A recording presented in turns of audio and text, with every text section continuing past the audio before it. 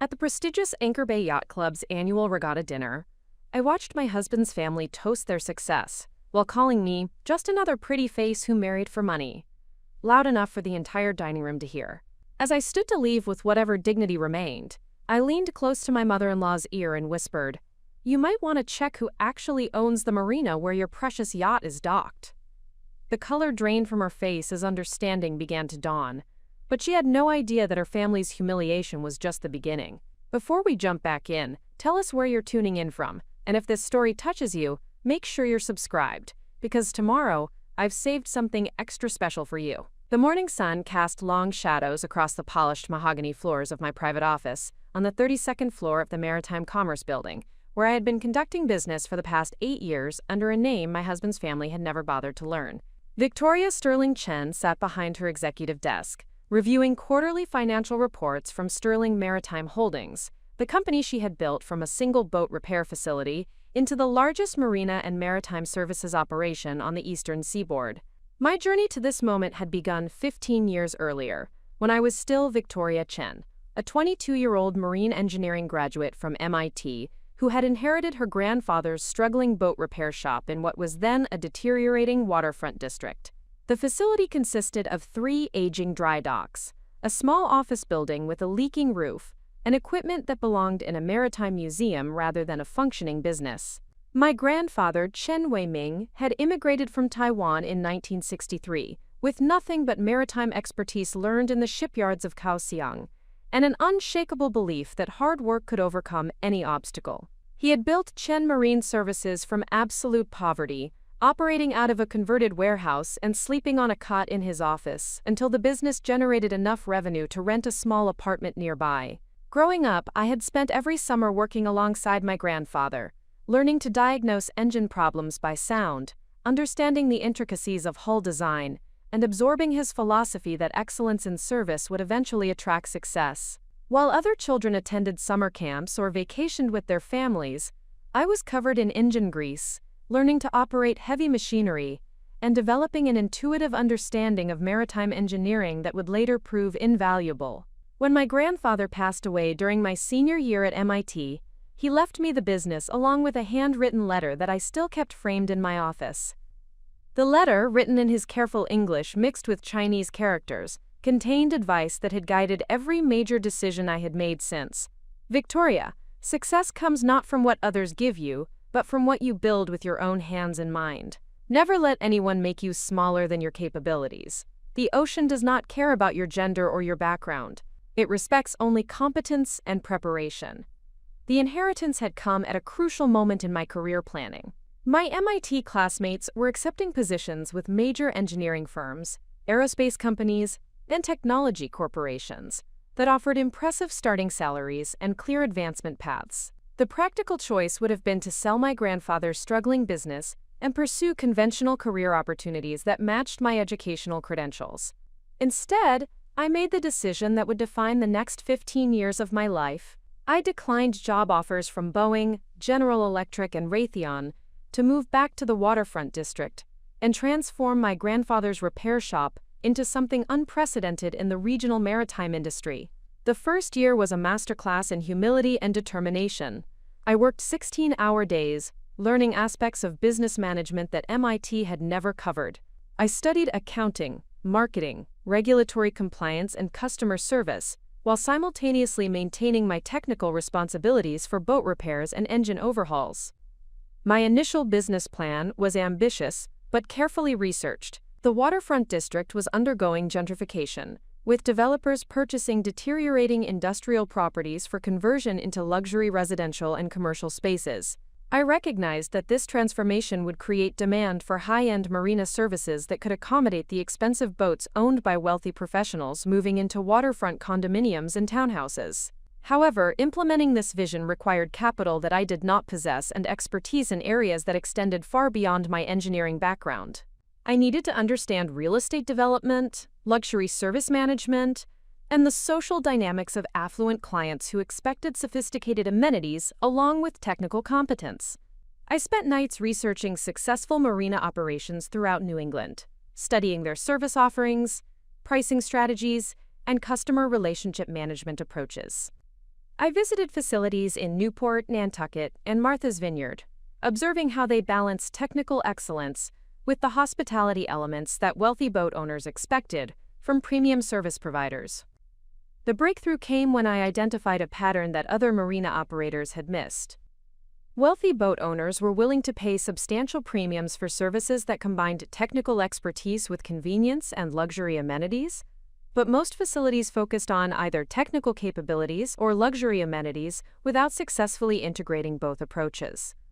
I developed a business model that would position Chen Marine Services as the premier destination for discerning boat owners who wanted world-class technical service delivered with the sophistication they expected in other aspects of their affluent lifestyles.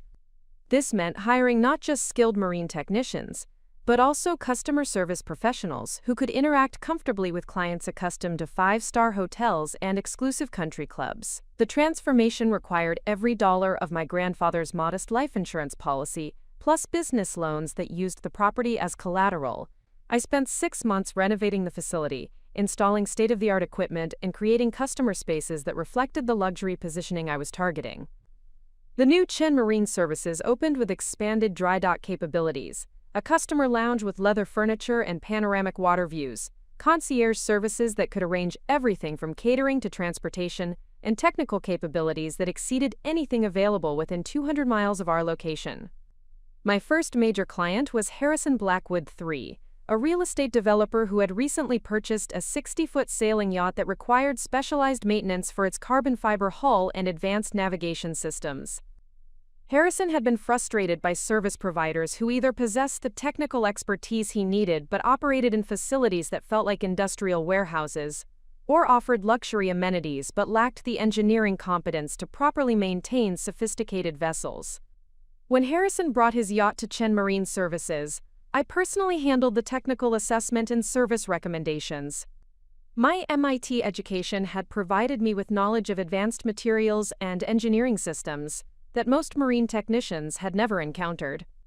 I could discuss carbon fiber stress patterns, electronic navigation integration, and propulsion system optimization with the same fluency that I used to explain basic maintenance procedures to novice boat owners. The combination of technical expertise and professional presentation impressed Harrison enough that he recommended our services to other members of his sailing club. Within 18 months, Chen Marine Services had developed a reputation among affluent boat owners as the facility that could handle any technical challenge while providing service that matched their expectations for luxury and convenience. This success enabled me to expand the business beyond repair services into marina operations, boat storage, and marine services that generated recurring revenue rather than depending entirely on project-based repair work. I purchased adjacent waterfront properties as they became available, gradually assembling the land area that would eventually become Sterling Marina. The transformation from Chen Marine Services to Sterling Marina required 3 years of careful planning and strategic investment. I hired maritime architects to design dock facilities that could accommodate boats ranging from 20-foot pleasure craft to 100-foot luxury yachts. The marina featured amenities that rivaled resort hotels, including a waterfront restaurant, fitness facilities, and concierge services that could arrange anything from boat provisioning to helicopter transportation. By the time Sterling Marina opened, I had invested everything I owned, plus additional financing secured through my business reputation and demonstrated track record of success. The facility represented the culmination of my grandfather's immigrant dream and my own vision of what American entrepreneurship could achieve through combining technical competence with strategic thinking and relentless commitment to excellence. The marina's success exceeded my most optimistic projections. Within 2 years, we had achieved full occupancy with a waiting list of prospective clients seeking dock space. The combination of technical excellence, luxury amenities, and customer service had created a business model that generated substantial profit margins while building customer loyalty that translated into referrals and repeat business. This success allowed me to expand Sterling Maritime Holdings into additional properties throughout New England. I acquired struggling marinas in desirable locations, applied the same transformation strategy that had worked at Sterling Marina, and created a network of premium facilities that dominated the luxury boat services market in the region. By my 30th birthday, Sterling Maritime Holdings controlled 12 marina properties, employed over 200 people, and generated annual revenue exceeding $50 million. I had achieved financial success that surpassed anything my MIT classmates had accomplished in traditional engineering careers, while creating a business that honored my grandfather's legacy and provided meaningful employment for working-class families in waterfront communities. However, my business success remained largely invisible to the social circles I entered when I met and married James Sterling 2 years later. James was a trust fund beneficiary whose family had accumulated wealth through real estate investments and financial management services that required no active involvement from family members. His income derived from investment portfolios managed by professional firms, rather than businesses he had built or professions he had mastered. When James introduced me to his family as his fiancée, they saw a young woman with an engineering degree who had married into their social class, rather than a successful business owner who had achieved financial independence through entrepreneurial accomplishment. The assumption that I had married James for his money was so automatic that no one in his family ever asked detailed questions about my background or professional activities. Preparing and narrating this story took us a lot of time, so if you are enjoying it, subscribe to our channel. It means a lot to us. Now back to the story. This misunderstanding was reinforced by my decision to use a hyphenated name after marriage, while maintaining complete separation between my personal and professional identities.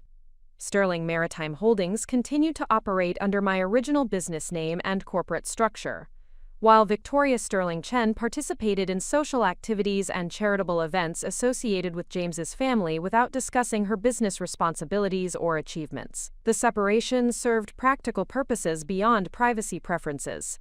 My business clients appreciated dealing with an owner-operator who could make immediate decisions about technical and service issues without consulting family members or business partners. Maintaining professional independence also protected Sterling Maritime Holdings from potential complications that could arise from James's family learning about the company's success and attempting to influence business decisions or claim involvement in achievements they had not contributed to creating. For 8 years, this arrangement had worked effectively. James understood that I managed successful business interests without needing details about specific operations or financial performance. His family assumed that my professional activities were modest consulting work or charitable involvements that occupied my time without generating substantial income or requiring serious attention. The deception was not malicious, but rather a recognition that James's family measured worth through inherited wealth and social connections, rather than entrepreneurial achievement or professional competence. They valued family pedigree and educational credentials from elite institutions above business success or technical expertise, particularly when those accomplishments belonged to women who had not been born into their social class. This morning, as I reviewed Sterling Maritime Holdings' quarterly report showing record profitability across all 12 properties, I reflected on the irony of my situation. The same people who dismissed me as a trophy wife whose primary qualification was physical attractiveness were about to discover that their comfortable lifestyle and social status depended on Marina services provided by the woman they had consistently underestimated and marginalized. The revelation was not something I had planned or anticipated, but rather the inevitable result of James's family's increasing arrogance and their assumption that their wealth and social position protected them from consequences of treating others with contempt and condescension. Tonight's regatta dinner at Anchor Bay Yacht Club would provide the perfect setting for this revelation, as the Sterling family yacht, along with boats owned by their closest friends and business associates, occupied premium dock spaces at Sterling Marina under long-term contracts that generated substantial revenue for my company while making their luxurious lifestyle possible. As I prepared to leave my office and attend the evening's festivities, I wondered how James's family would respond when they learned that the woman they had dismissed as intellectually inferior and financially dependent actually controlled the maritime infrastructure that enabled their recreational activities and social prominence. The thought brought a smile to my face as I locked my office and headed toward what would undoubtedly be the most interesting dinner conversation of my marriage. The Sterling family compound occupied 12 acres of prime waterfront real estate in the exclusive Beacon Hills neighborhood, where property values began at $8 million and the annual association fees exceeded most people's salaries. The main house, a Georgian colonial mansion built in 1923, commanded panoramic views of the harbor while serving as headquarters for a family whose wealth had been accumulating for 4 generations without requiring any member to demonstrate particular competence or ambition. James Sterling I had inherited his position as family patriarch not through leadership ability or business acumen, but simply by surviving longer than his siblings and maintaining cordial relationships with the investment managers who controlled the family trusts. At 68, he possessed the comfortable confidence that comes from never having experienced financial uncertainty or professional failure, largely because he had never engaged in activities that involved meaningful risk or personal accountability. His wife, Margaret Whitmore Sterling, had married into the family 43 years earlier, after graduating from Vassar with a degree in art history that had never been applied to any productive purpose, beyond organizing charity galas and museum fundraising events. Margaret's primary accomplishments involved managing household staff, coordinating social events, and maintaining the family's reputation within social circles, where appearance and connections mattered more than achievement or character. Their eldest son, James Sterling V, had followed the predictable path of elite private schools, an Ivy League education that emphasized networking over learning, and a career in investment banking that leveraged family connections rather than analytical capabilities. At 42, James V managed a portfolio of inherited assets while pursuing recreational activities that reinforced his social status among other trust fund beneficiaries, who measured success through luxury consumption rather than productive contribution. My husband, James Sterling VI, represented the 4th generation of this comfortable mediocrity. At 38, he possessed sufficient charm and social graces to navigate elite social circles, while lacking the drive or vision that might have led to independent achievement. His income derived entirely from family trusts managed by professional firms, leaving him free to pursue interests in sailing, golf, and charitable board positions that required attendance at meetings but little actual responsibility. The Sterling family's wealth had originated with James Sterling I, who had demonstrated genuine entrepreneurial ability by building a successful textile manufacturing business during the industrial expansion of the early 20th century. However, each subsequent generation had become more removed from productive activity, transforming inherited assets into investment portfolios while adopting lifestyles that emphasized leisure and social position over professional accomplishment.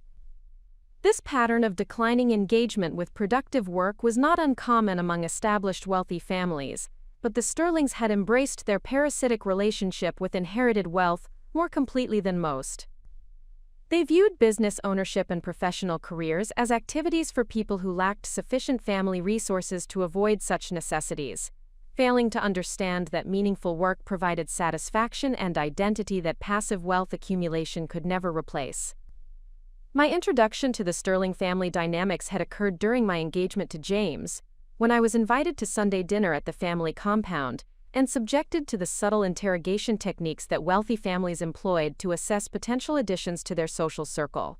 The questions were carefully designed to determine my background, my family's financial status, and most importantly, my motivations for marrying into their elevated social position. Margaret had conducted this examination with the skill of a prosecutor, asking seemingly innocent questions about my childhood, my parents, occupations, and my professional plans. There were actually attempts to determine whether I represented a financial threat or social embarrassment to family reputation. The assumption underlying every inquiry was that any woman marrying James must be motivated primarily by access to sterling wealth and social status. When I mentioned my engineering degree from MIT, the family's reaction had been politely dismissive rather than impressed. Technical education was viewed as evidence of middle-class background rather than intellectual achievement, something that practical people pursued when they lacked family resources that made professional careers unnecessary. The possibility that I might have entrepreneurial ambitions or significant business capabilities never entered their consideration. This attitude had persisted throughout my 8-year marriage, with family members consistently treating my professional activities as harmless hobbies that occupied my time without generating serious income or requiring meaningful expertise. When I attended business meetings or traveled for work purposes, the family assumed these activities were charitable involvements or social commitments, rather than responsibilities associated with managing a substantial business operation. The Sterling family's blindness to my professional achievements was reinforced by their social circle, where wives were expected to contribute to family status through charitable work, cultural activities, and social connections, rather than independent business success. Women who pursued serious careers were viewed as either unfortunate individuals who lacked sufficient family resources to avoid such necessities, or ambitious climbers who sought professional recognition to compensate for modest backgrounds. This environment had made it relatively easy to maintain separation between my identity as Victoria Sterling Chen, wife of a trust fund beneficiary, and my role as the owner and chief executive of Sterling Maritime Holdings. The Sterling family's lack of curiosity about business operations that did not directly affect their investment portfolios meant that they never asked detailed questions about my professional activities or attempted to understand the scope and success of my maritime business empire. The irony of this situation was that the Sterling family's recreational lifestyle depended extensively on services provided by my company, without their recognition of this relationship. The family yacht, a 75-foot sailing vessel named Sterling Legacy, occupied a premium berth at Sterling Marina under a long-term contract that generated substantial annual revenue for my business. The boat's maintenance, storage, and concierge services were provided by my employees, using equipment that I had purchased and facilities that I had designed and constructed. Beyond the direct services provided to Sterling family vessels, my marina operations supported the broader social network that enabled their lifestyle and status. The majority of boats docked at Sterling Marina belonged to wealthy families who comprised the Sterling family's social circle, creating a maritime community where business relationships and personal friendships overlapped in ways that the Sterling family had never bothered to understand or investigate. This oversight extended to other members of their social circle who had similarly failed to research the ownership structure of the facilities they used regularly. Harrison Blackwood III, who had been my first major client and had recommended my services to the Sterling family, remained unaware that the young woman he had dismissed as James's trophy wife was actually the business owner who had transformed his sailing experience and significantly increased the value of his maritime investments. The Whitmore family, Margaret's relatives who maintained their own boats at Sterling Marina, had never connected Victoria Sterling Chen with the Chen Marine Services that had evolved into Sterling Maritime Holdings. They continued to treat me with the condescending politeness reserved for younger women who had married above their social class, unaware that their recreational activities were facilitated by my business expertise and entrepreneurial success. Dr. Richard Hampton, a prominent surgeon whose family had socialized with the Sterlings for decades, had often made comments about the challenges of managing successful medical practices, while expressing sympathy for women like me who lacked professional accomplishments that could provide meaningful work and personal fulfillment. His own yacht required specialized maintenance services that only my company could provide in the regional market, yet he remained oblivious to this relationship. These patterns of blindness and assumption had created a situation where an entire social network of wealthy individuals depended on my business operations, while simultaneously dismissing my capabilities and achievements. Their comfort and status were enabled by my entrepreneurial success, yet their prejudices prevented them from recognizing this fundamental contradiction in their attitudes and behavior. The most frustrating aspect of this dynamic was not the personal disrespect, which I had learned to ignore, but the broader implications for other women who might face similar prejudices and dismissive treatment. The Sterling family's attitudes reflected widespread assumptions about women's capabilities and motivations that could limit opportunities for female entrepreneurs and business leaders who did not have the luxury of maintaining separate personal and professional identities. My success had been achieved despite rather than because of my marriage into the Sterling family, yet their social circle assumed that any professional accomplishments I might possess were either insignificant compared to my access to Sterling wealth, or dependent on family connections rather than independent expertise and effort. This assumption diminished not only my achievements, but the possibility that other women in similar situations might possess capabilities and accomplishments that warranted recognition and respect. The Sterling family's wealth had insulated them from consequences of their prejudices and dismissive attitudes, creating an environment where they could maintain comfortable assumptions about other people's motivations and capabilities without being challenged by contrary evidence.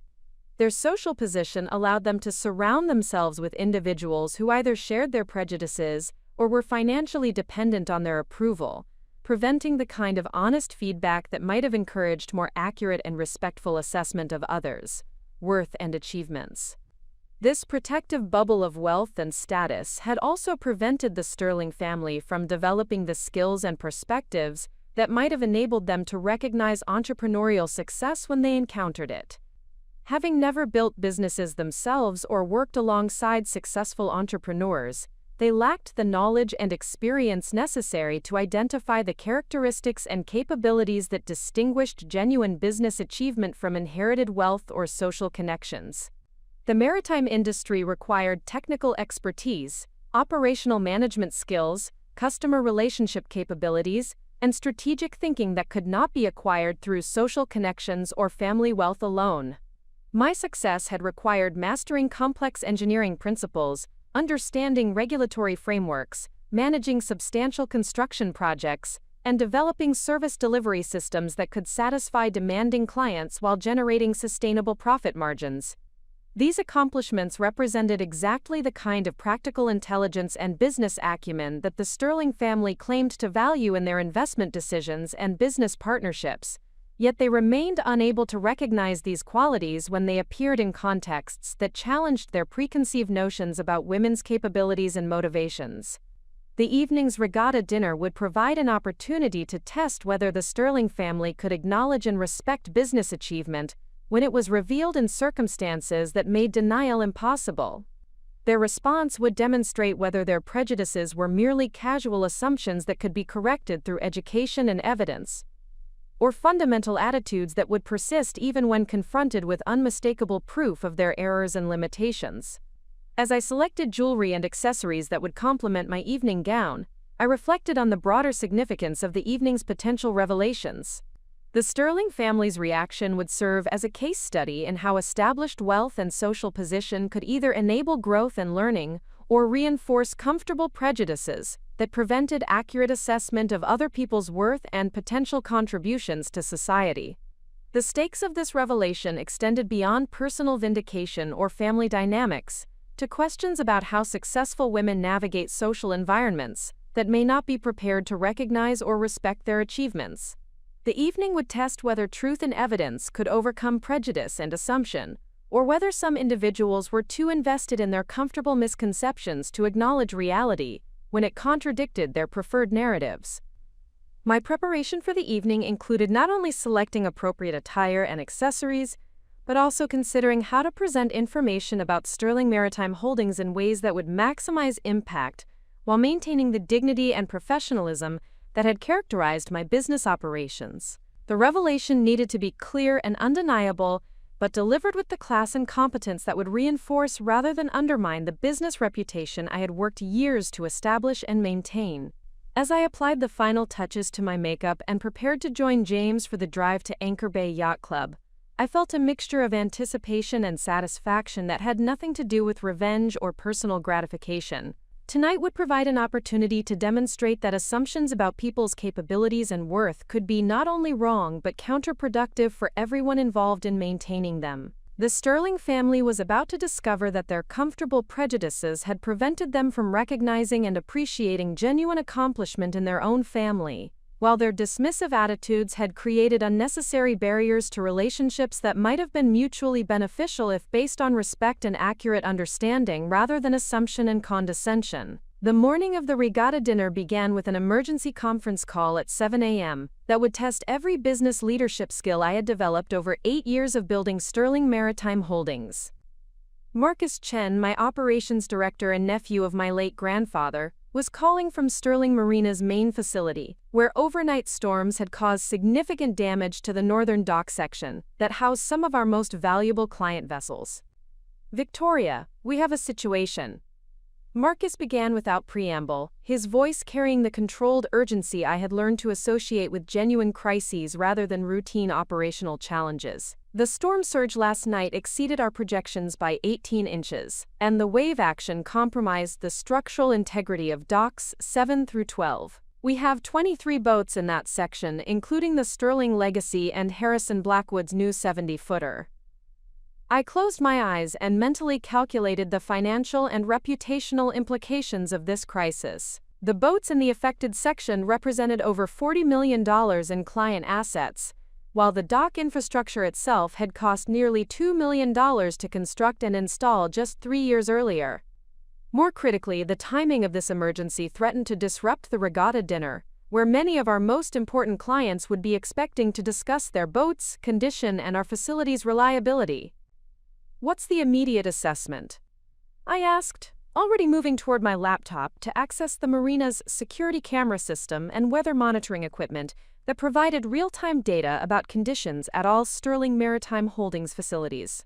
Marcus had prepared for this question with a thoroughness that made him invaluable during crisis situations. The structural damage is concentrated in the connector joints between dock sections 7 and 9, where the wave action created lateral stress that exceeded design specifications. We can stabilize the situation temporarily, but permanent repairs will require removing all vessels from the affected area and rebuilding approximately 300 feet of dock infrastructure.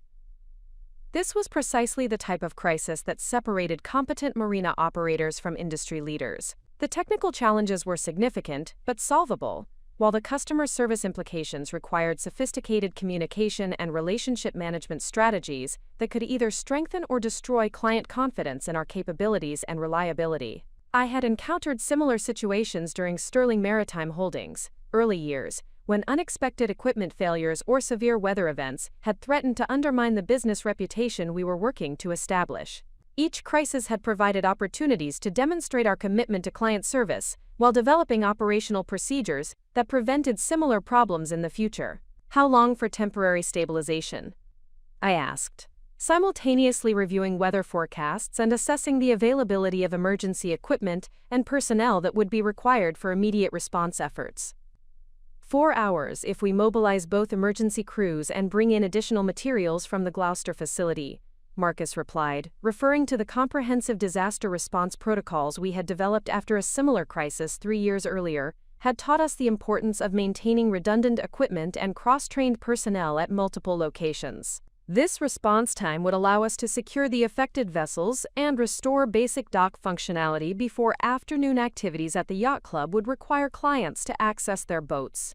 However, the permanent repairs would take approximately 2 weeks and cost an estimated $300,000 that had not been budgeted for this quarter. More immediately, the crisis required delicate communication with affected clients who would need to understand the situation while maintaining confidence in our ability to protect their valuable vessels and restore full service capability. These conversations would need to balance transparency about the challenges we faced with reassurance about our professional competence and commitment to client satisfaction. "Begin stabilization immediately," I instructed, already developing a communication strategy that would address client concerns while demonstrating the crisis management capabilities that distinguish Sterling Maritime Holdings from competitors who might handle similar situations less professionally. "I'll handle client notifications personally, starting with the highest value vessels and working through the complete list systematically." The next 3 hours required the kind of multitasking and crisis leadership that business schools attempted to teach through case studies, but could only be truly learned through real-world experience managing complex operations under pressure. I coordinated emergency response activities while simultaneously conducting individual phone calls with 23 boat owners who needed specific information about their vessels, condition, and our recovery timeline. These conversations revealed the relationship capital that Sterling Maritime Holdings had accumulated through 8 years of exceptional service and professional integrity. Rather than panic or threats to move their boats to competitor facilities, clients expressed confidence in our ability to handle the situation effectively, while offering assistance and support that reflected genuine respect for our operational capabilities. Harrison Blackwood's response was particularly meaningful. "Victoria, I've seen how you handle challenges, and I have complete confidence that you'll resolve this situation better than any other marina operator in the region could manage," he said when I called to discuss the condition of his 70-foot sailing yacht. "Let me know if you need additional resources, or if there's anything I can do to help coordinate with other affected owners." This level of client loyalty and trust represented years of consistent performance and relationship building that could not be purchased or faked. It reflected the business philosophy my grandfather had instilled during my childhood summers working in his repair shop. Technical competence and professional integrity would eventually create customer relationships that could survive temporary setbacks and occasional crises. By noon, the emergency stabilization was complete. All affected vessels were secure, and detailed repair plans had been developed for both the dock infrastructure and 2 boats that had sustained minor damage during the storm surge. The crisis had been managed professionally and efficiently, demonstrating exactly the kind of operational excellence that had built Sterling Maritime Holdings' reputation as the region's premier marina operator.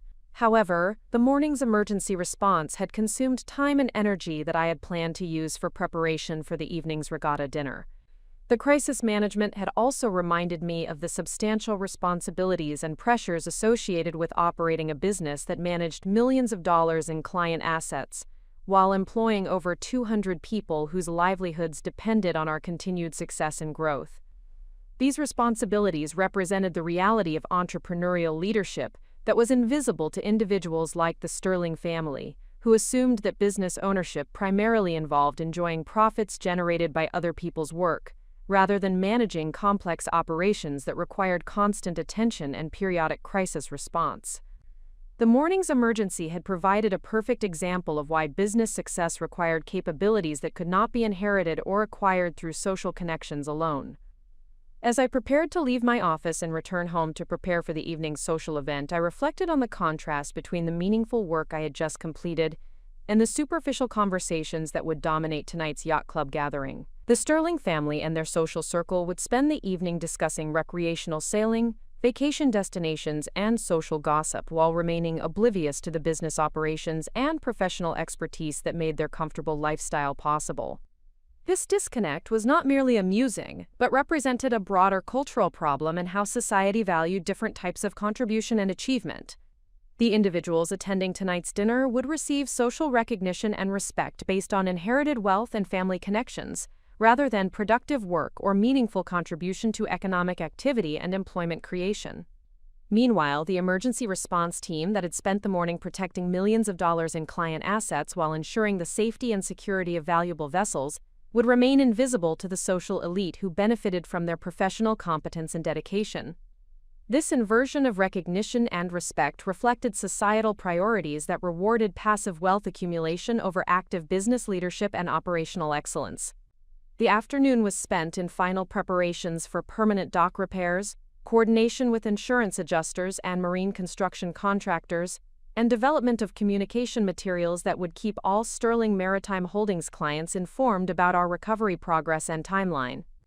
These activities required the same attention to detail and strategic thinking that had built our business reputation, yet they would be invisible to tonight's yacht club audience who assumed that Marina services somehow provided themselves without requiring professional management or business expertise. At 4 p.m., I finally left the office and returned home to prepare for an evening that would serve multiple purposes beyond social obligation. The regatta dinner would provide opportunities to strengthen relationships with important clients who had demonstrated confidence in our crisis management capabilities, while also revealing to the Sterling family the true nature of the professional responsibilities they had consistently dismissed and undervalued. The irony of the situation was that the morning's emergency had actually strengthened my position for the evening's potential confrontation. The successful crisis response had demonstrated exactly the kind of leadership and operational competence that distinguished genuine business achievement from inherited wealth or social position. Any revelation about Sterling Maritime Holdings' ownership would now be reinforced by concrete evidence of professional capabilities that could not be dismissed or minimized. As I selected attire for the evening that would convey both social appropriateness and professional authority, I considered how the day's events had prepared me for whatever conflicts might emerge at the yacht club. The morning had reminded me of my actual accomplishments and responsibilities, providing confidence that was based on demonstrated competence rather than social position or family connections. The Sterling family's attitudes and behavior over 8 years of marriage had never seriously threatened my self-confidence, because my identity and self-respect were grounded in professional achievement and business success that existed independently of their recognition or approval. Their dismissive treatment was annoying and occasionally frustrating, but it could not undermine the fundamental satisfaction that came from building something meaningful through expertise and effort. This evening would test whether the Sterling family was capable of growth and learning when confronted with evidence that contradicted their comfortable assumptions, or whether their prejudices were too fundamental to their worldview to be modified by mere facts. Their response would reveal as much about their character and limitations as it would about their attitudes toward women's capabilities and achievements. The broader significance of tonight's potential revelation extended beyond personal vindication to questions about how society could better recognize and reward genuine contribution and achievement, while reducing the unearned advantages that inherited wealth provided to individuals who had not demonstrated comparable capabilities or character. My grandfather's immigrant experience had taught him that American society offered opportunities for advancement through work and achievement, but his grandson's marriage had revealed that established wealthy families often remained insulated from the competitive pressures and performance standards that motivated excellence in others. This protection from consequences could lead to complacency and prejudice that diminished both personal development and social contribution. The Sterling family represented a test case in whether privileged individuals could transcend the limitations of their comfortable circumstances to appreciate and respect achievement in others, particularly when that achievement challenged their assumptions about social hierarchy and personal worth. Their reaction to learning about Sterling maritime holdings would reveal whether wealth and status had made them incapable of recognizing excellence that originated outside their familiar social categories. As evening approached and James returned home from his afternoon sailing activities, I felt prepared for whatever conversations and confrontations the night might bring. The morning's crisis management had reminded me of my actual capabilities and responsibilities, while the successful resolution had provided fresh evidence of the professional competence that the Sterling family had consistently failed to recognize or appreciate. Tonight would determine whether truth and evidence could overcome prejudice and assumption, or whether some individuals were too invested in their comfortable misconceptions to acknowledge reality, even when it directly contradicted their preferred narratives about other people's worth and capabilities. The Anchor Bay Yacht Club had stood as a monument to maritime tradition and social exclusivity since 1892, when railroad barons and shipping magnates had established the institution as a retreat from the commercial pressures that had generated their substantial fortunes. The clubhouse, a magnificent example of shingle-style architecture, commanded sweeping views of the harbor while housing dining rooms, meeting facilities, and social spaces that had witnessed more than a century of business negotiations, political discussions, and social ceremonies among the region's most influential families. Tonight, the club's main dining room had been transformed for the annual regatta dinner, an event that combined celebration of sailing achievements with networking opportunities and social positioning that extended far beyond recreational boating. Crystal chandeliers cast warm light over tables adorned with nautical-themed centerpieces, while floor-to-ceiling windows provided dramatic views of the harbor, where dozens of illuminated yachts created a floating display of wealth and maritime passion. James and I arrived precisely at 7:30, timing calculated to avoid appearing either overeager or fashionably late in ways that might draw unnecessary attention to our entrance. James wore his navy blazer with the yacht club's distinctive gold buttons, while I had selected a midnight blue silk dress that conveyed sophistication without ostentation, paired with the sapphire necklace that had belonged to my grandmother and represented the only substantial jewelry I owned that carried personal meaning rather than social signaling. The cocktail reception was already in full swing when we entered the club's main foyer, where members and guests mingled with the practiced ease that characterized individuals accustomed to social events, where business relationships and personal friendships intertwined in complex patterns of mutual obligation and strategic networking. The conversations buzzed with discussions of sailing conditions, boat maintenance challenges, and vacation destinations, punctuated by references to business dealings and investment opportunities that reflected the overlap between recreational sailing and professional success. Margaret Sterling approached us within minutes of our arrival, her smile combining maternal warmth with the calculated assessment that characterized her interactions with family members whose behavior might reflect upon the Sterling reputation. She wore an emerald green evening gown that complemented her silver hair and conveyed exactly the level of understated elegance that was expected from women of her social position and generational perspective. "Victoria, you look lovely this evening," she said, her voice carrying the tone of approval that suggested she'd examined my appearance and found it acceptable for the occasion. "I trust you had a relaxing day preparing for tonight's festivities, unlike those of us who had to manage various complications and responsibilities." The comment was delivered with Margaret's characteristic skill at conveying criticism through apparent pleasantries, suggesting that my presumed lack of serious obligations had afforded me luxury of extensive preparation time that was unavailable to individuals managing substantial responsibilities. The implication was clear. My primary function was ornamental rather than productive, allowing me to focus on appearance and social performance while others handled meaningful work and decision-making.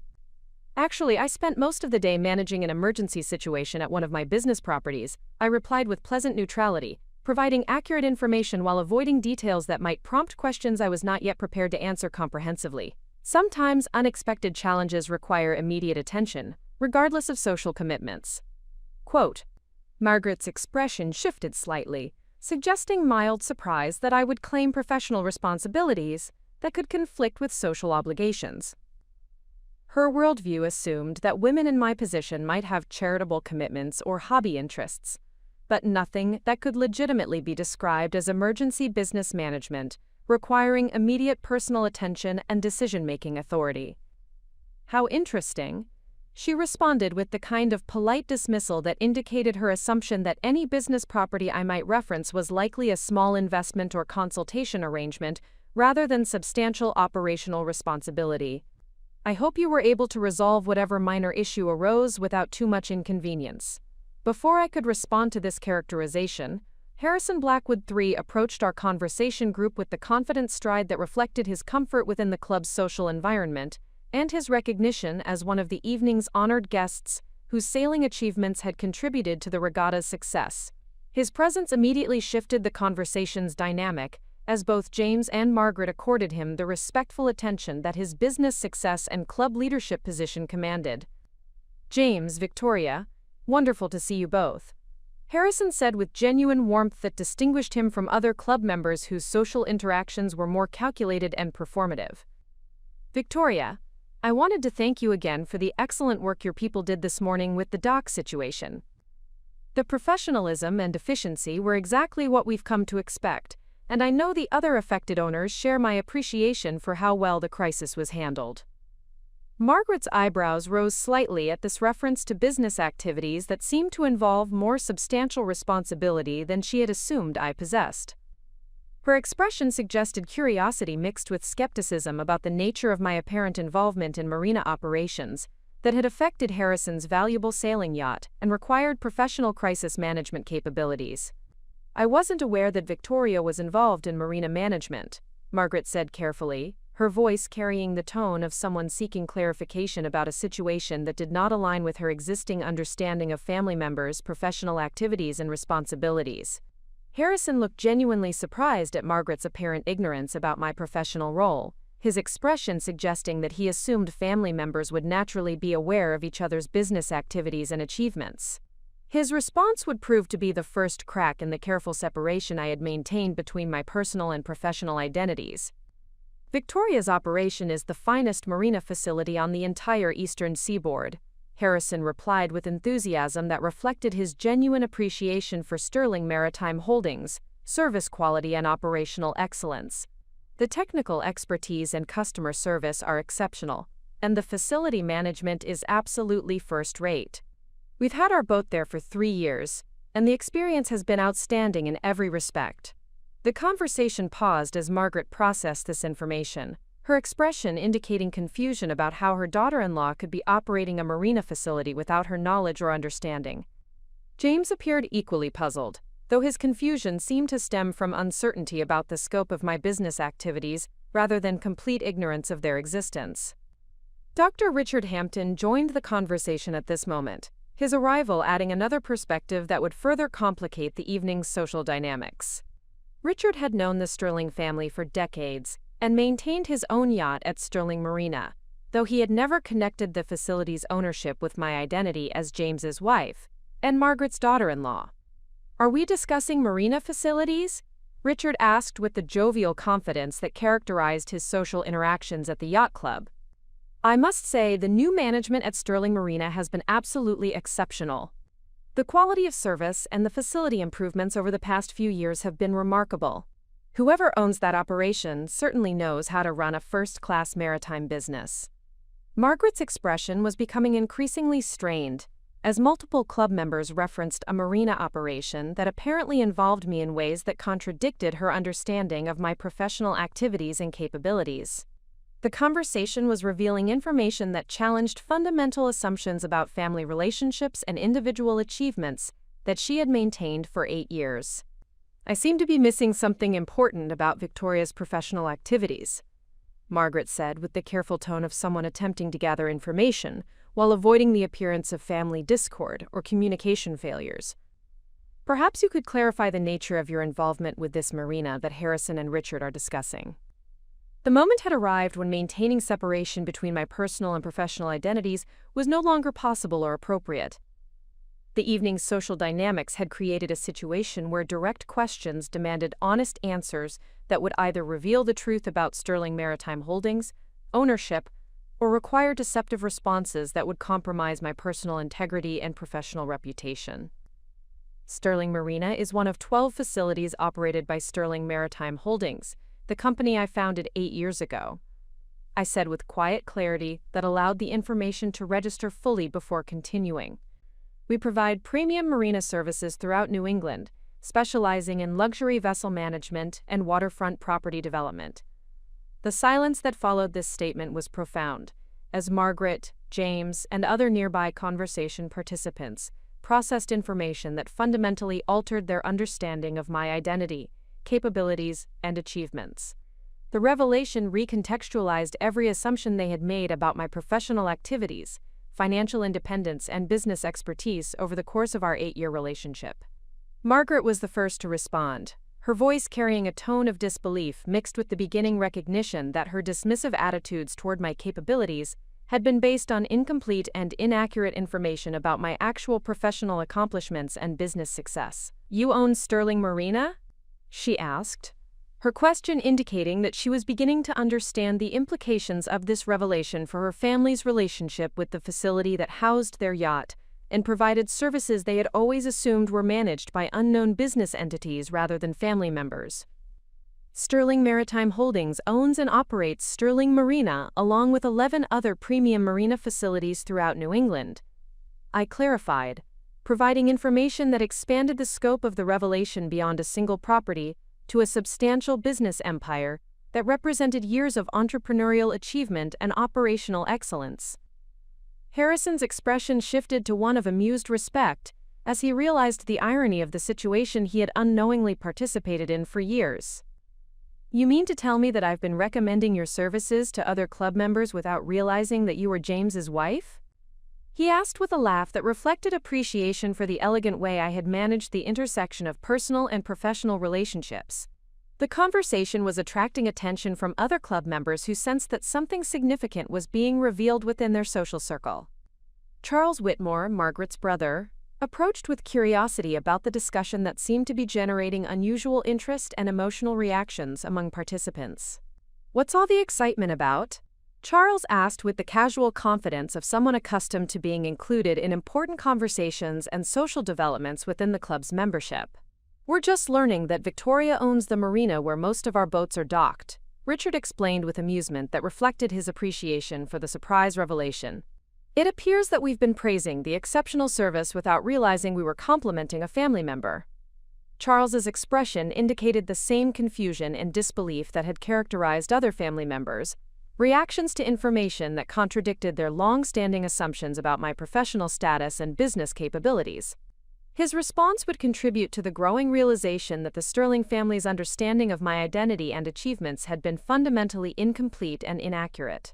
The revelation was spreading through the cocktail reception as club members shared information about the surprising connection between Victoria Sterling Chen and the marina operation that served many of their vessels. The news created a buzz of conversation that reflected genuine interest in the business success that had been hidden within their social circle for years. James had remained largely silent during these revelations, his expression suggesting internal processing of information that required significant adjustment to his understanding of our marriage and my independent professional identity. His reaction would prove crucial for determining how the family would respond to learning about achievements that they had never recognized or acknowledged. The evening was transforming from a routine social event into a moment of truth that would test whether the Sterling family could acknowledge and respect business achievement when it originated from sources they had not expected or previously recognized. Their response would reveal essential information about their character, values, and capacity for growth and learning when confronted with evidence that challenged comfortable assumptions and prejudices. As the cocktail reception continued, I found myself at the center of conversations that had shifted from polite social pleasantries to genuine discussions of business operations, entrepreneurial achievement, and professional expertise that commanded respect from individuals who had previously dismissed my capabilities and contributions. The transformation was both satisfying and challenging, as it required navigating complex social dynamics while maintaining the professional dignity and personal integrity that had characterized my business operations and family relationships throughout 8 years of careful balance between competing identities and obligations.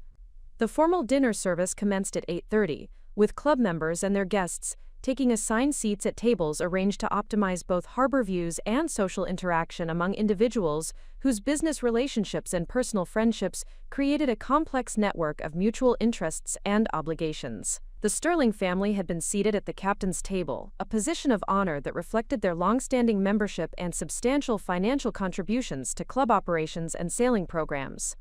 I found myself positioned between James and Dr. Patricia Caldwell, a prominent maritime attorney whose legal practice specialized in admiralty law and yacht registration issues that affected many club members. Patricia had built her reputation through meticulous attention to regulatory compliance and contractual negotiations that protected her clients' substantial maritime investments, while ensuring proper legal documentation for complex ownership structures and commercial arrangements. The conversation during the first course centered on sailing conditions and regatta results, with participants sharing observations about wind patterns, racing strategies, and vessel performance that demonstrated the technical expertise that distinguished serious sailors from casual recreational boaters. These discussions revealed the depth of maritime knowledge that club members possessed, reflecting years of experience and substantial investment in understanding sailing techniques and boat handling capabilities. Margaret Sterling dominated much of the early conversation, sharing observations about sailing competition and club activities with the authoritative tone that reflected her decades of involvement in yacht club social functions and maritime community leadership. Her commentary demonstrated familiarity with racing protocols, sailing traditions, and club history that established her credibility within the group while reinforcing her position as a respected voice in maritime social circles. However, the dynamic shifted significantly when Patricia Caldwell turned her attention to recent developments in marina operations and maritime business management that had attracted her professional interest as an attorney representing boat owners and maritime service providers. "I've been following the expansion of Sterling Maritime Holdings with considerable interest," Patricia began, her voice carrying the analytical tone that characterized her approach to legal and business matters. "The company has achieved remarkable growth while maintaining service quality that exceeds industry standards. The ownership structure and operational strategy represent innovative approaches to maritime business development that could serve as models for other regional operators."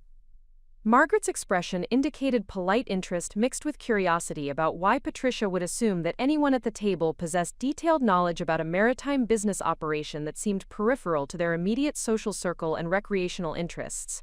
"Are you familiar with Sterling Maritime's operations?" Margaret asked, her question reflecting genuine uncertainty about why this topic had been introduced into their dinner conversation. Patricia appeared surprised by the question, her expression suggesting that she assumed the connection between Sterling Maritime Holdings and the Sterling family would be obvious to all table participants. Her response would prove to be a pivotal moment in the evening's unfolding revelation. "Well, certainly," Patricia replied with mild confusion about Margaret's apparent ignorance regarding a business relationship that she assumed was well established and openly acknowledged. "Victoria's company has become the premier marina operator in New England. The technical expertise and customer service excellence are exceptional, and the facility management sets industry standards for luxury maritime services." The silence that followed this statement was profound, as Margaret processed information that fundamentally altered her understanding of family relationships and individual achievements that she had maintained for 8 years. Her expression indicated the beginning recognition that her assumptions about my professional activities and business capabilities had been completely inaccurate. James appeared equally stunned, though his reaction seemed to reflect surprise about the scope and recognition of business activities that he had understood existed, but had never fully comprehended in terms of their significance within the maritime industry and business community. Charles Whitmore, who had been listening to the conversation with increasing attention, leaned forward with the expression of someone attempting to clarify information that seemed to contradict his existing understanding of family dynamics and professional relationships. Patricia, when you reference Victoria's company, are you indicating that she owns Sterling Maritime Holdings? Charles asked with careful precision that reflected his background in financial management and his experience evaluating business operations and ownership structures. Of course, Patricia responded with matter-of-fact confidence that indicated her assumption that this information was common knowledge among family members and close associates. Victoria founded the company 8 years ago and has built it into the most successful marina operation on the eastern seaboard. The business achievement is remarkable by any measure, particularly considering the competitive challenges and regulatory complexities involved in maritime service provision. Margaret's face had gone pale as the implications of this revelation became clear.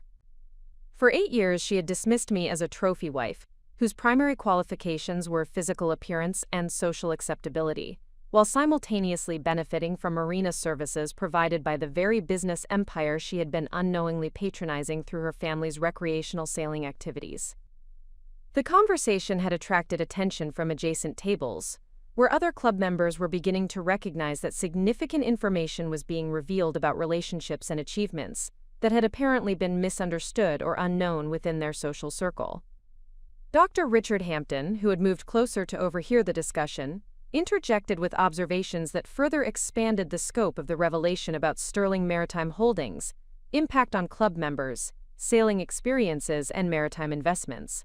The transformation of Sterling Marina over the past 8 years has been extraordinary, Richard said with genuine appreciation that reflected his years of experience with marina services throughout New England. The facility improvements, service quality, and operational excellence have set new standards for luxury marina operations. The investment in infrastructure and technology represents millions of dollars in development that has benefited every boat owner in the region. Harrison Blackwood, who had been observing the conversation from a nearby table, approached with information that would further illuminate the scope of business achievement that had remained hidden within the Sterling family's social circle. Victoria, I think it's time everyone understood the full scope of what you've accomplished, Harrison said with respect that reflected his genuine appreciation for entrepreneurial success and business leadership. Sterling Maritime Holdings doesn't just operate individual marina facilities. The company has revolutionized marina services throughout New England, providing employment for hundreds of people while setting industry standards for customer service and operational excellence.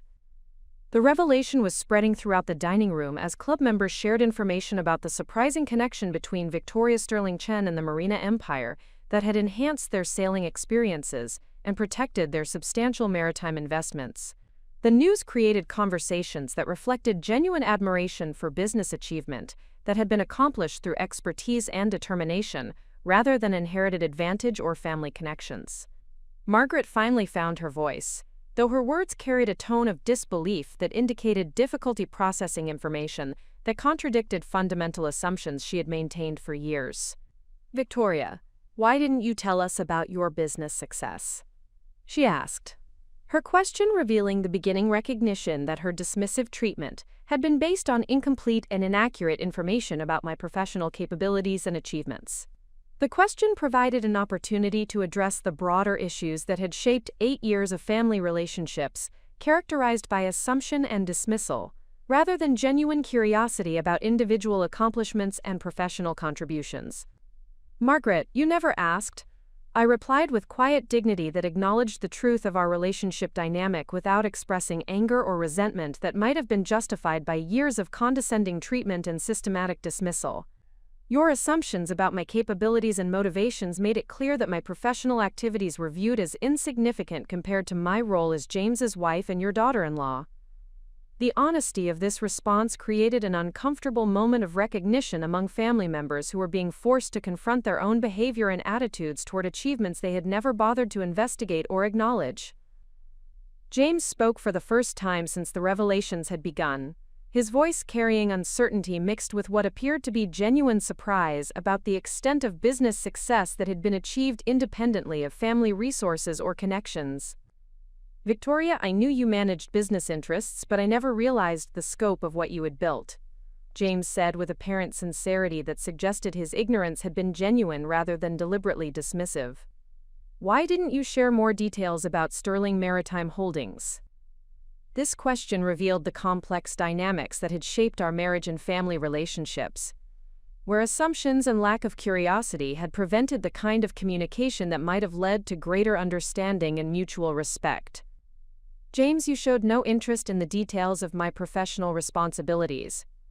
I responded with factual accuracy that avoided accusation while acknowledging the reality of our relationship patterns.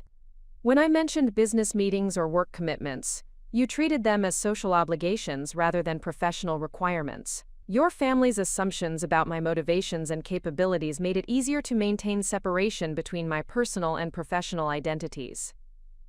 Dr. Caldwell, who had been observing this family dynamic with the analytical perspective of someone accustomed to evaluating complex relationships and institutional structures, offered observations that placed the evening's revelations in broader context.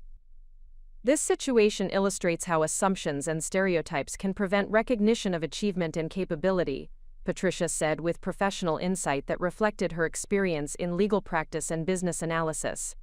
"Victoria's accomplishments represent exactly the kind of entrepreneurial success that should be celebrated and recognized, yet family relationships and social expectations apparently prevented proper acknowledgement of her business leadership and industry impact." The conversation continued as other club members approached to congratulate me on business achievements they had not previously connected with my identity as a Sterling family member. These interactions revealed the genuine respect that my professional work had earned within the maritime community, contrasting sharply with the dismissive treatment I had received from individuals who had made assumptions based on social position rather than demonstrated competence. Captain William Morrison, the club's commodore and a retired Navy officer whose maritime expertise commanded universal respect among members, offered perspective that elevated the evening's discussion beyond personal family dynamics to broader questions about recognition and achievement. "Mrs. Sterling Chen, your company's contributions to maritime safety and service excellence have been recognized throughout the industry," Captain Morrison said with formal respect that reflected both his military background and his genuine appreciation for operational competence and professional integrity. "The Sterling Maritime Holdings operation represents best practices in facility management and customer service that other operators attempt to emulate." This recognition from the club's senior leadership created a moment of validation that transcended family approval or social acceptance.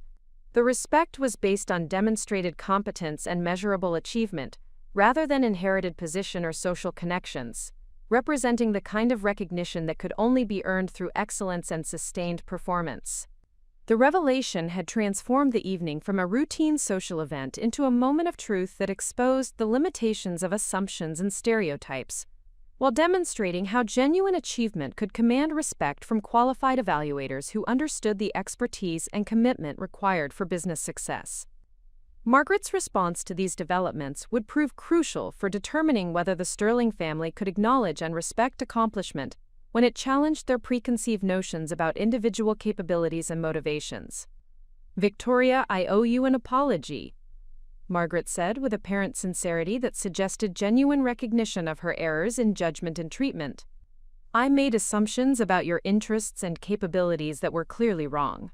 Your business success is impressive by any measure, and I should have recognized and respected your achievements." This acknowledgement represented a significant development in family relationships, though it remained to be seen whether the change in understanding would translate into lasting modification of attitudes and behavior patterns that had characterized 8 years of marriage and family interaction. The evening continued with conversations that reflected a fundamental shift in how club members and family members perceived my identity and achievements. The revelation had created opportunities for genuine recognition and respect, based on demonstrated competence rather than social assumptions. while also exposing the limitations of stereotypes and prejudices that could prevent accurate assessment of individual worth and contribution. As the dinner service concluded and the evening's formal program began, I reflected on the broader significance of the revelations that had transformed a social event into a moment of personal and professional vindication that demonstrated the power of truth and achievement to overcome assumption and dismissal. The evening's formal program commenced with the traditional presentation of sailing awards and recognition of regatta participants whose achievements had distinguished them during the season's competitive events. Captain Morrison delivered remarks that celebrated both individual accomplishments and the collaborative spirit that characterized the club's maritime community, emphasizing how sailing excellence reflected broader principles of dedication, skill development, and perseverance that extended beyond recreational activities into professional and personal success. However, the atmosphere in the dining room had been fundamentally altered by the revelations about Sterling Maritime Holdings' ownership and operational scope. Conversations continued throughout the award presentations, with club members processing information that recontextualized their understanding of relationships and achievements within their social circle, while recognizing how assumptions and stereotypes had prevented accurate assessment of individual capabilities and contributions. I observed these discussions with professional interest, noting how maritime industry professionals responded differently than individuals whose knowledge was limited to recreational sailing experiences. The business owners and professionals who understood operational complexities and entrepreneurial challenges expressed genuine respect for the achievements represented by Sterling Maritime Holdings' growth and industry leadership. Their recognition was based on technical appreciation for the expertise and commitment required to build and manage complex marine service operations. In contrast, family members and social acquaintances who lacked business experience appeared more focused on the surprise of the revelation rather than substantive appreciation for the accomplishments involved. Their reactions suggested difficulty integrating new information about my professional identity with existing assumptions about my motivations and capabilities, reflecting broader challenges in how individuals process evidence that contradicts comfortable stereotypes and prejudices.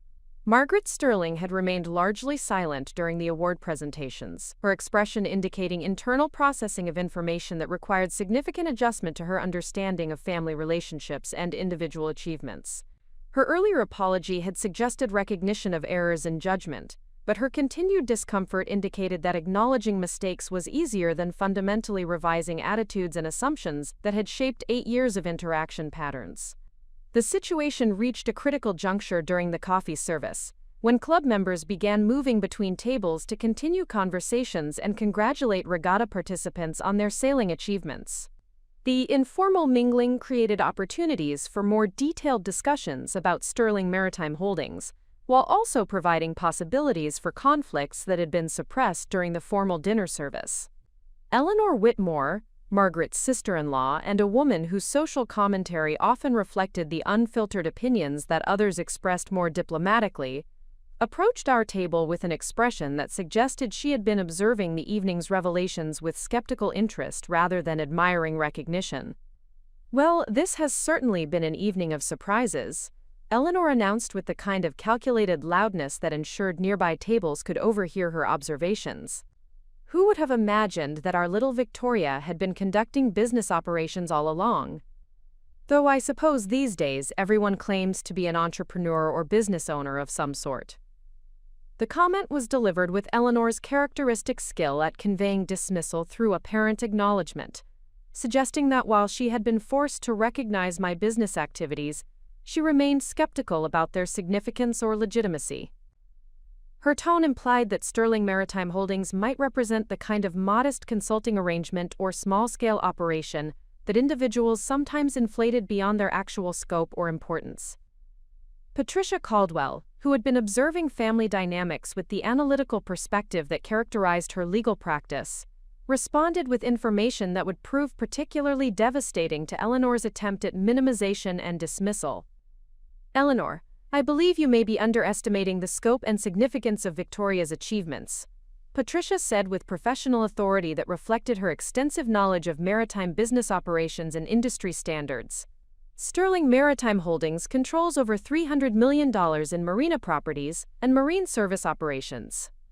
The company employs more than 400 people and generates annual revenue that exceeds many Fortune 500 companies. These are not modest consulting arrangements, but substantial business achievements that have transformed Marina services throughout New England. The precision and scale of these financial details created immediate impact among table participants who possessed sufficient business knowledge to understand the implications of revenue numbers and employment figures that Patricia had provided.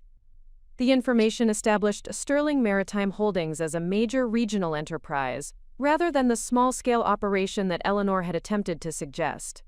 Eleanor's expression shifted to one of defensive skepticism, suggesting that she remained reluctant to acknowledge achievements that contradicted her preferred narrative about family relationships and individual capabilities. Her response would reveal whether she possessed sufficient character to accept evidence that challenged comfortable assumptions. "Those are certainly impressive claims," Eleanor said with calculated doubt that implied questions about the accuracy of information Patricia had presented. "Though I suppose financial figures can be interpreted in various ways, depending on how one calculates revenue and asset valuations." Harrison Blackwood, who had been listening to this exchange with growing irritation at Eleanor's dismissive attitude, intervened with observations that would further establish the credibility and significance of Sterling Maritime Holdings' business achievements. "Eleanor, there's no interpretation required," Harrison said with firm authority that reflected both his business experience and his direct knowledge of marina operations through years of customer experience. "Victoria's company has revolutionized marina services throughout the region. The facility management, customer service, and operational excellence are extraordinary by any measure. I've recommended Sterling Maritime properties to dozens of boat owners, and every single recommendation has resulted in complete satisfaction and appreciation for the quality of service provided."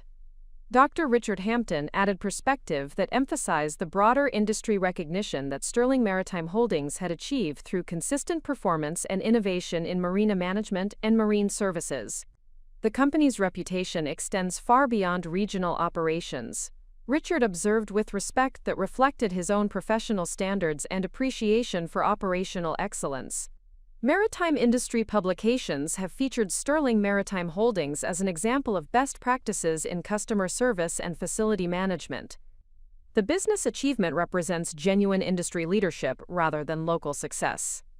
Quote, "These endorsements from knowledgeable professionals created mounting evidence of business achievement that became increasingly difficult for Eleanor to dismiss or minimize." However, her response suggested that she remained committed to maintaining skeptical attitudes that protected her comfortable assumptions about social hierarchy and individual worth.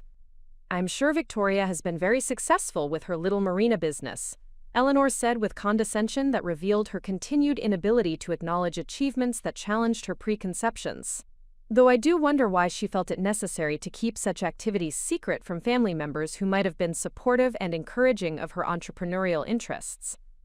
This comment represented Eleanor's attempt to shift criticism from her own dismissive attitudes toward my alleged secretiveness, suggesting that family relationship problems resulted from my failure to communicate rather than their failure to demonstrate genuine interest in my professional activities and achievements. The accusation provided an opportunity to address directly the behavioral patterns and assumptions that had shaped 8 years of family interactions, while clarifying the reasons for maintaining separation between personal and professional identities. "Eleanor, I maintained professional privacy because family members consistently demonstrated that they viewed my capabilities and achievements as insignificant compared to my role as James's wife. I responded with calm dignity that avoided personal attacks while stating factual observations about relationship dynamics. When I mentioned business meetings or work commitments, they were dismissed as social obligations or hobby interests rather than professional responsibilities. The assumption that I had married James for financial security made it clear that my independent achievements would be viewed as irrelevant or potentially threatening to comfortable family narratives." The directness of this response created uncomfortable recognition among family members who were being forced to confront their own behavior and attitudes toward achievements they had never bothered to investigate or acknowledge. The moment required honest assessment of relationship patterns that had persisted for years without challenge or correction.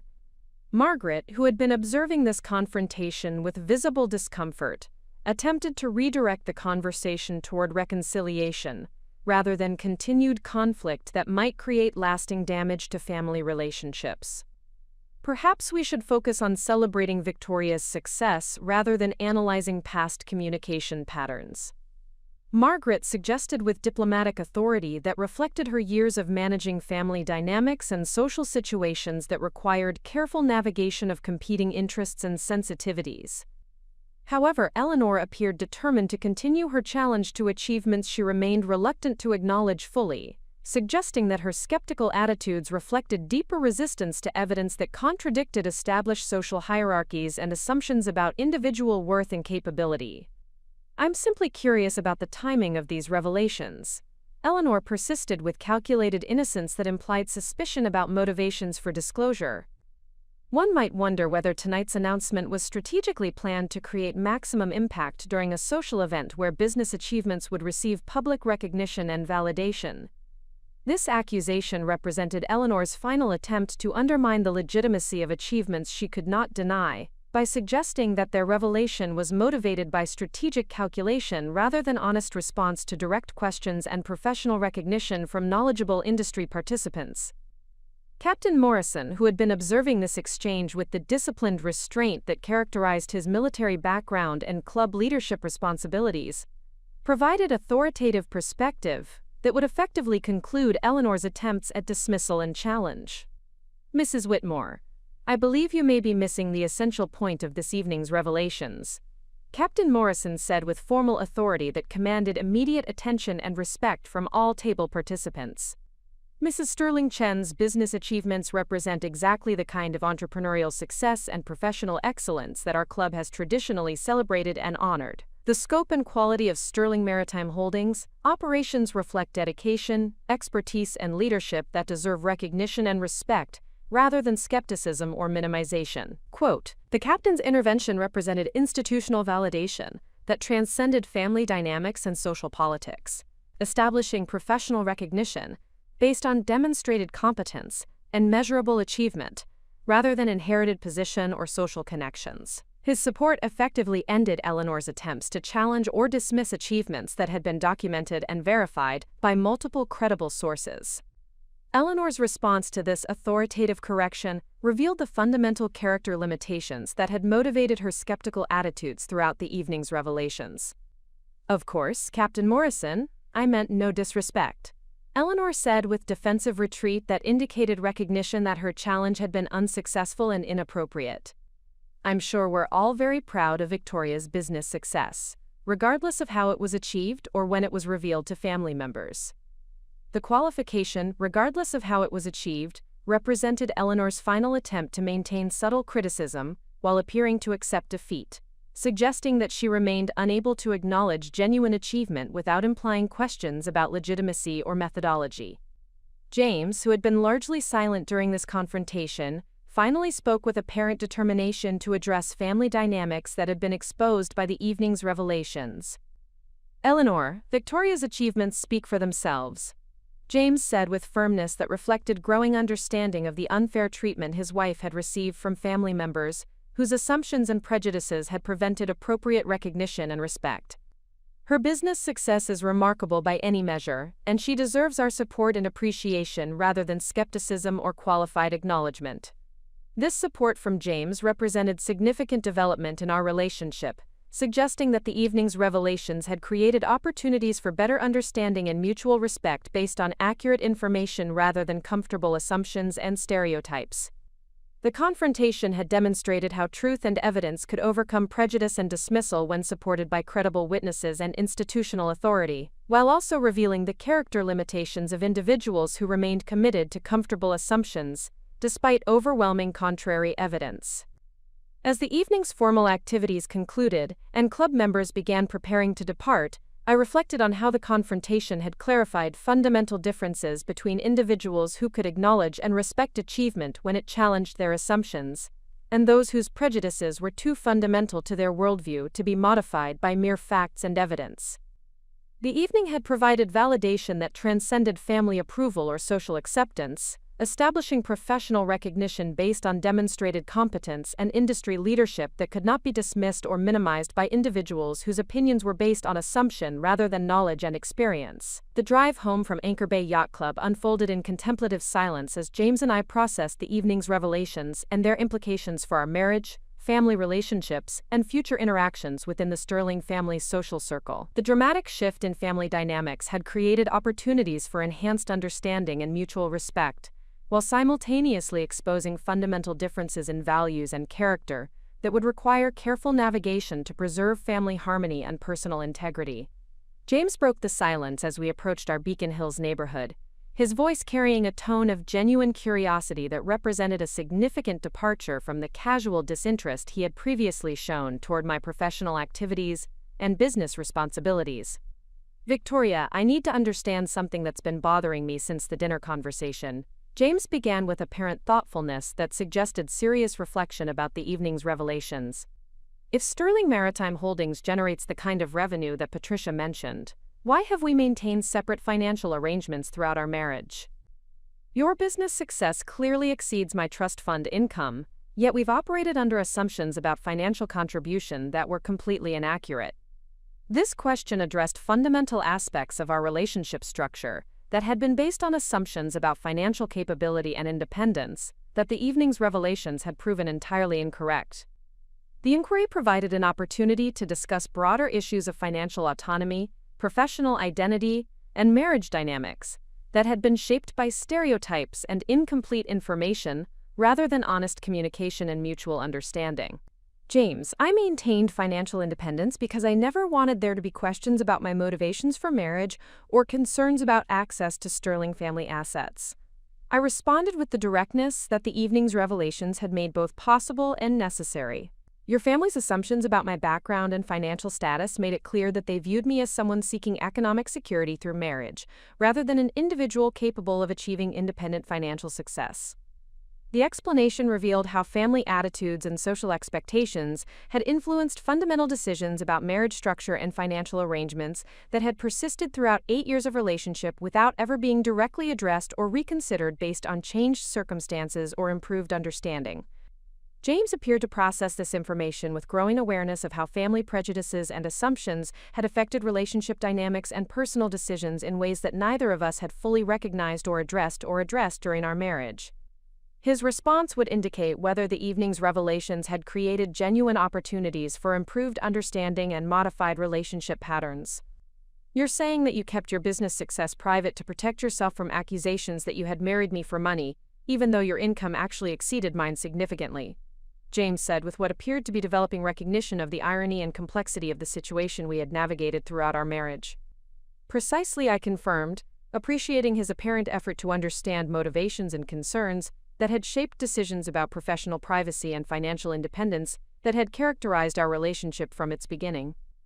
Maintaining separation between my personal and professional identities prevented conflicts that might have arisen if your family had known about Sterling Maritime Holdings' success and profitability.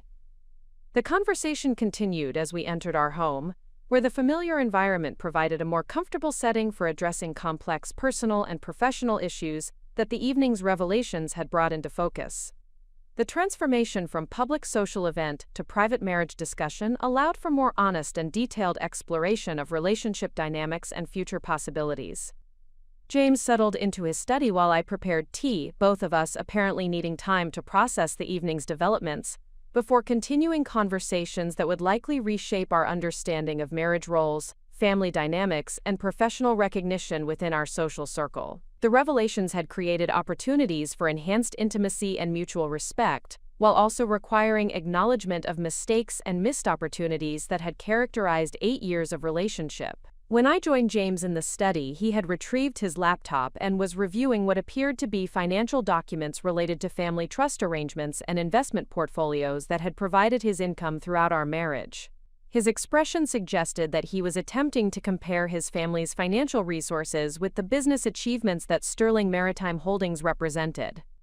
"Victoria, I've been looking at trust fund distributions and investment performance over the past 8 years, James said with apparent seriousness that indicated genuine engagement with financial analysis and comparative assessment of income sources. If the revenue figures Patricia cited are accurate, your business success has significantly exceeded the Sterling family's passive investment returns. You've achieved financial independence that surpasses inherited wealth through entrepreneurial activity and business management.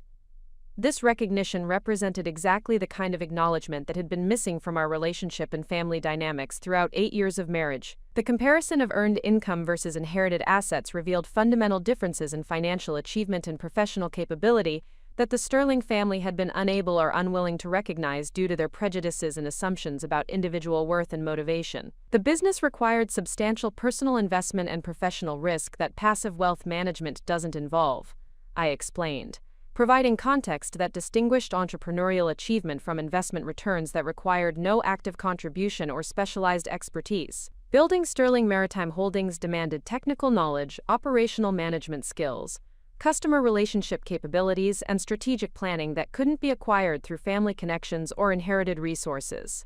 James appeared to appreciate these distinctions between earned success and inherited advantage, suggesting that the evening's revelations had created opportunities for him to understand and respect types of achievement that his family background had not prepared him to recognize or value appropriately.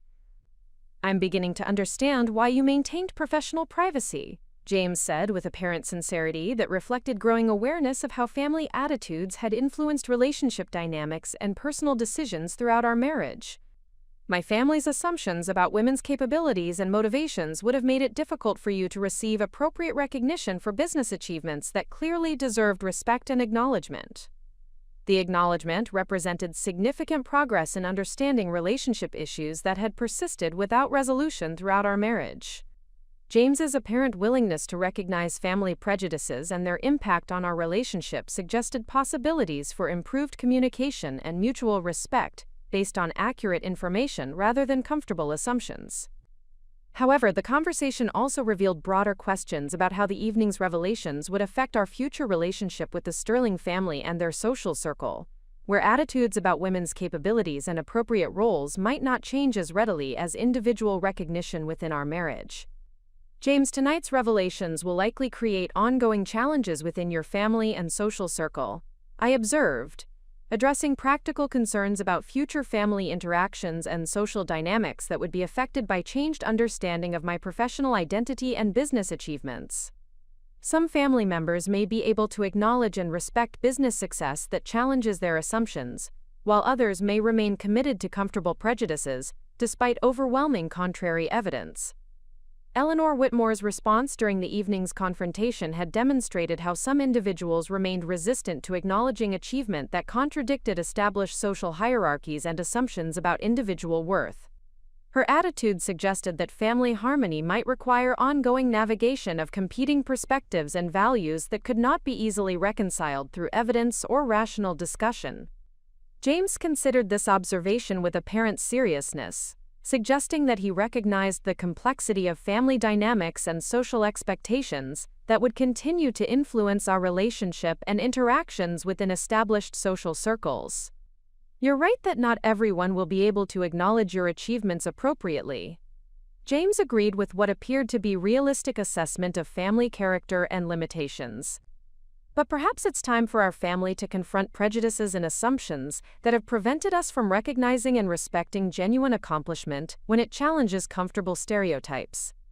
This perspective indicated significant maturation in James's understanding of family dynamics and social responsibility that extended beyond personal relationship issues to broader questions about how privileged individuals could contribute to more accurate and respectful assessment of individual worth and capability. The conversation was interrupted by my phone ringing with a call from Marcus Chen, whose timing suggested that business emergencies did not respect social schedules or personal relationship discussions. The call would provide immediate demonstration of the ongoing professional responsibilities that the evening's revelations had finally made visible to James and the Sterling family. "Victoria, we have an update on the dock repairs that requires your immediate attention." Marcus began with the professional efficiency that characterized his communication style during crisis management situations. "The marine construction crew has identified additional structural issues that will extend the repair timeline and increase project costs beyond our initial estimates. The situation required immediate decision-making about resource allocation, contractor management, and client communication that would test my ability to maintain professional leadership while simultaneously addressing personal relationship issues that the evening's revelations had created. What are the specific structural problems and cost implications? I asked, shifting immediately into the analytical mode that business crises demanded while remaining aware that James was observing my professional decision-making process for the first time with complete understanding of its significance and scope. Marcus provided technical details about foundation problems and engineering challenges that would require specialized equipment and extended construction timelines to resolve safely and permanently. The additional costs would exceed $100,000, while the extended repair schedule would affect client satisfaction and facility operations during the peak summer sailing season. Authorize the additional work and extended timeline, I instructed after rapid analysis of alternatives and risk assessment. Client safety and facility integrity are non-negotiable priorities, regardless of cost implications or scheduling inconvenience. Prepare detailed communication for all affected clients that explains the situation while reassuring them about our commitment to facility quality and customer service. The decision-making process demonstrated exactly the kind of professional responsibility and business judgment that the Sterling family had been unable to recognize or appreciate throughout 8 years of relationship. The crisis management required technical expertise, financial analysis, customer relationship skills, and strategic thinking that distinguished genuine business leadership from passive wealth management or inherited advantage. James observed this professional interaction with apparent interest and respect that represented significant departure from his previous casual disregard for my business activities and responsibilities. His expression suggested growing appreciation for the complexity and significance of operational challenges that required immediate attention and decisive leadership. After concluding the business call, I found James reviewing notes he had apparently taken during my conversation with Marcus, suggesting genuine engagement with professional issues that he had previously dismissed or ignored. Victoria, that phone conversation illustrated exactly the kind of business responsibility and decision-making capability that I never fully understood or appreciated, James said with apparent sincerity that reflected changed perspective about my professional identity and achievements. The technical knowledge, financial analysis, and customer service considerations you addressed in 10 minutes exceeded the complexity of most decisions I face regarding trust fund management. This comparison between entrepreneurial responsibility and passive wealth management revealed fundamental differences in professional engagement and contribution that the Sterling family's social position had prevented them from recognizing or valuing appropriately. The acknowledgement suggested possibilities for enhanced respect and understanding within our marriage based on accurate assessment of individual capabilities and achievements. The late evening provided additional opportunity for reflection about how the night's revelations would influence our future relationship and interactions with family members whose attitudes about women's capabilities and appropriate social roles might require time and continued evidence to modify substantially. James, tonight represents a beginning rather than resolution of relationship challenges that have persisted throughout our marriage. I observed, addressing realistic expectations about family dynamics and social change that would require ongoing patience and strategic communication to achieve successfully. I understand that changing 8 years of assumptions and prejudices will require sustained effort and continued demonstration of respect for achievements that challenge comfortable stereotypes. James replied with apparent recognition of the work required to transform relationship patterns and family attitudes that had been established over extended periods. The conversation concluded with mutual recognition that the evening's revelations had created opportunities for enhanced understanding and improved relationship dynamics while also requiring continued navigation of complex family and social expectations that would not change immediately or easily despite overwhelming evidence of business achievement and professional competence. As we prepared for sleep, I reflected on how truth and professional excellence had finally received appropriate recognition while acknowledging that sustained change would require ongoing demonstration of the values and capabilities that the evening's revelations had finally made visible to individuals whose prejudices had previously prevented accurate assessment of my worth and contributions. The morning following the yacht club revelations began with an unprecedented situation in the Sterling household. James had awakened before 6 a.m. and prepared coffee while reviewing business publications and maritime industry reports that he had apparently researched during the early hours. This departure from his typical morning routine of leisure reading and casual breakfast preparation indicated genuine engagement with professional topics that had previously held no interest for him. I discovered him in the kitchen reviewing a detailed article about Sterling Maritime Holdings that had appeared in Maritime Business Weekly 6 months earlier, featuring comprehensive analysis of our expansion strategy and industry leadership in luxury marina services. The publication had included photographs of our flagship facilities and interviews with industry experts who praised our innovative approaches to customer service and operational excellence. "Victoria, I had no idea that your business achievements had received this level of industry recognition," James said with apparent amazement as he showed me the article's detailed coverage of Sterling Maritime Holdings' growth trajectory and market influence. "This analysis describes your company as setting new standards for marina operations throughout New England, with expansion potential that could influence industry practices nationally." The article represented exactly the type of professional recognition that had remained invisible to the Sterling family due to their lack of engagement with maritime industry publications and business developments outside their immediate social circle. Their assumptions about my professional activities had prevented them from discovering publicly available information about achievements that had been documented and celebrated within relevant professional communities. Industry publications have covered our expansion strategy and operational innovations regularly over the past 3 years. I explained while reviewing the article's technical analysis of our facility management systems and customer service protocols. The recognition reflects sustained performance and measurable results that have influenced industry standards and competitive practices among marina operators throughout the region. James continued examining the article with obvious fascination, his attention focused on financial performance metrics and growth projections that demonstrated Sterling Maritime Holdings' substantial business success and expansion potential. His engagement with technical business analysis represented significant departure from his typical morning activities, and suggested genuine interest in understanding professional achievements that he had previously dismissed or ignored. The revenue figures and employment numbers in this article correspond exactly with what Patricia Caldwell mentioned last night. James observed with apparent recognition that the yacht club revelations had been supported by documented evidence rather than personal claims or exaggerated representations. "Your business success is substantial and verifiable, not dependent on family approval or social recognition for its legitimacy and significance."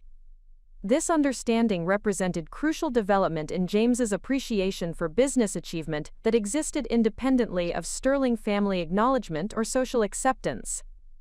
The recognition that professional success could be measured through industry standards and performance metrics, rather than inherited position or family connections, indicated potential for enhanced respect and understanding within our marriage relationship. The morning's reflection was interrupted by another emergency call from Marcus Chen, whose timing reinforced the reality that business leadership required constant availability and immediate response capabilities that distinguished entrepreneurial responsibility from passive investment management or inherited wealth administration. "Victoria, we have received a significant development that requires your personal attention and strategic decision-making." Marcus began with controlled excitement that suggested positive rather than problematic news requiring crisis management response. "Coastal Marina Development Corporation has approached us about a potential acquisition offer for the entire Sterling Maritime Holdings portfolio."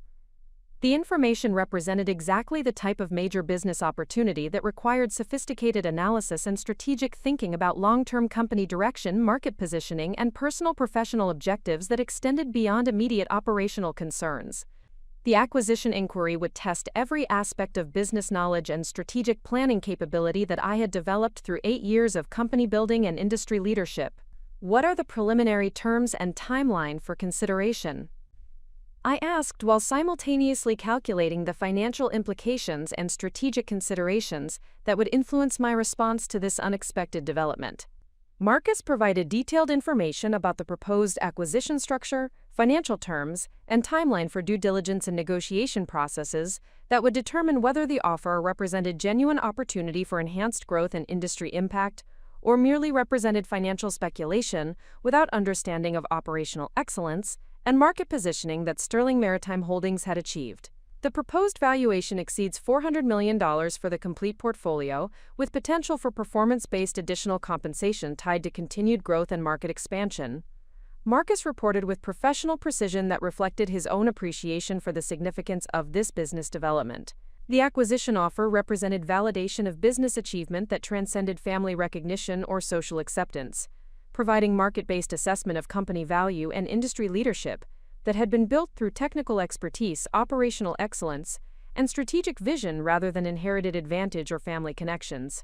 James observed my analysis of this business opportunity with obvious interest and apparent respect for the complexity of strategic decision-making that major acquisitions required. His attention to financial details and market implications suggested growing understanding of business leadership responsibilities that he had not previously encountered through passive trust fund management activities. Victoria, this acquisition offer represents recognition of extraordinary business success, James said with apparent awe at the financial scope and industry significance of the proposal. The valuation exceeds most established family businesses and represents achievement that clearly surpasses inherited wealth through entrepreneurial activity and professional excellence. The recognition represented exactly the type of acknowledgement that had been missing from our relationship throughout 8 years of marriage, during which my business activities had been dismissed as minor consulting work or hobby interests, rather than substantial professional achievements deserving respect and recognition. The offer requires careful analysis of strategic implications beyond immediate financial considerations. I explained while reviewing preliminary acquisition terms and assessing compatibility between Coastal Marina Development's expansion objectives and Sterling Maritime Holdings' operational philosophy and customer service standards. Any acquisition partner must demonstrate commitment to operational excellence and customer satisfaction standards that have built our industry reputation and client loyalty. The strategic analysis required consideration of how acquisition might affect employment for our 400 employees, service quality for existing clients, and continuation of operational innovations that had distinguished Sterling Maritime Holdings within the competitive marina services marketplace. These factors extended beyond financial calculations to encompass broader responsibilities and values that had guided company development and industry leadership. James appeared impressed by the comprehensiveness of considerations that acquisition decisions required, suggesting recognition that business ownership involved complex responsibilities and strategic thinking that extended far beyond profit maximization or personal financial benefit. How long will evaluation of this acquisition offer require? James asked with apparent understanding that major business decisions demanded thorough analysis rather than immediate response based on initial financial attraction. Comprehensive due diligence and strategic assessment will require approximately 6 weeks. I responded while calculating the timeline for financial analysis, operational evaluation, and strategic planning that would enable informed decision-making about this significant business opportunity. The process must include detailed review of Coastal Marina Development's operational capabilities, financial stability, and compatibility with our company culture and customer service standards.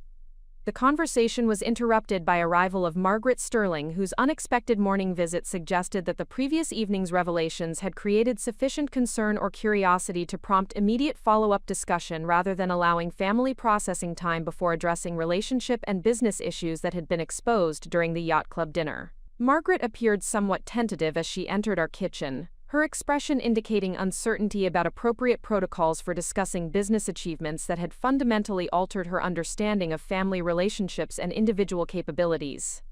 Her presence provided opportunity to address family dynamics and future interaction patterns that would be influenced by changed recognition of my professional identity and achievements. "Victoria, I hope you don't mind my stopping by unannounced," Margaret began with uncharacteristic deference that reflected recognition that our relationship dynamic had been altered by revelations about business success and financial independence that contradicted 8 years of assumptions about my motivations and capabilities. "I've been thinking about last night's conversation and realized that I need to understand better how to appropriately acknowledge and support your professional achievements moving forward."